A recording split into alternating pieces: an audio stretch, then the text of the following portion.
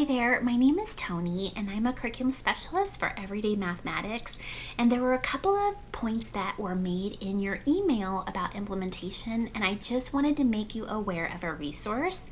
And if you've already been to what we call the virtual learning community, then disregard this email, but if you haven't, I want to take you on a little field trip.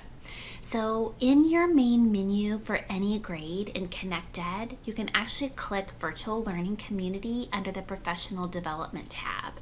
By launching this, it will require you to set up like a password and stuff, so it does take a couple of minutes to register, but it's so worth it because once you're here, you're going to have all these resources that the authors have helped curate, so it is reviewed by them, but just the sharing overall across the states to see like district initiatives and things that they've done to support with everyday math.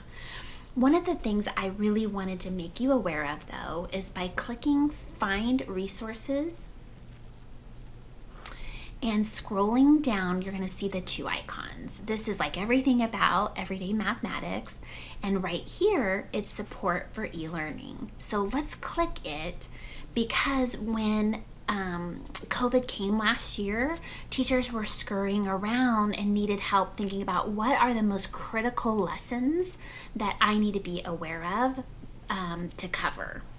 So a couple of things. This e-learning support section that you see listed right here has an icon called Highest Priority Everyday Math Lessons. And when you open it up, it's going to be by grade level with these suggestions. And I'm actually I downloaded this and I'm sending this as an attachment so you wouldn't actually have to go get it yourself.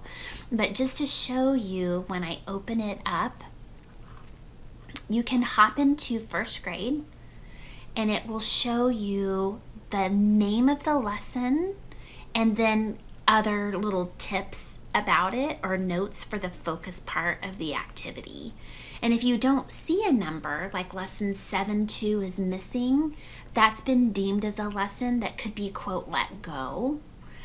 One other piece to note is that for all grades, the very last unit that you'll notice is 100% application. So it's really nice to be able to do it because it's like organic problem solving and you've really mastered like all of your standards.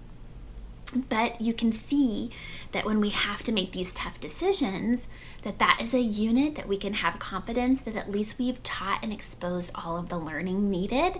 That's like an extra bonus of application. So that will be nice to review.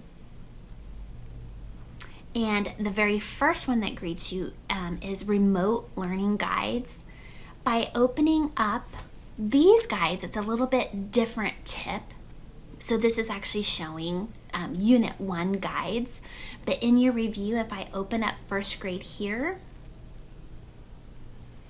and scroll down, you're actually going to have that opportunity to be able to download these by grade level, and you can see that they are tips and tricks, notes about lessons that are especially best done in person, so that you can really take that to heart if you needed to switch like the order of a lesson so that they could do that, like exploring math materials would be the example of doing that in class, and then saving maybe the lesson that was supposed to come next for remote learning.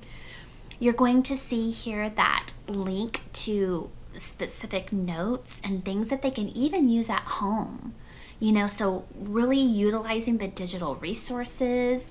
If they don't have counters, they could use pennies.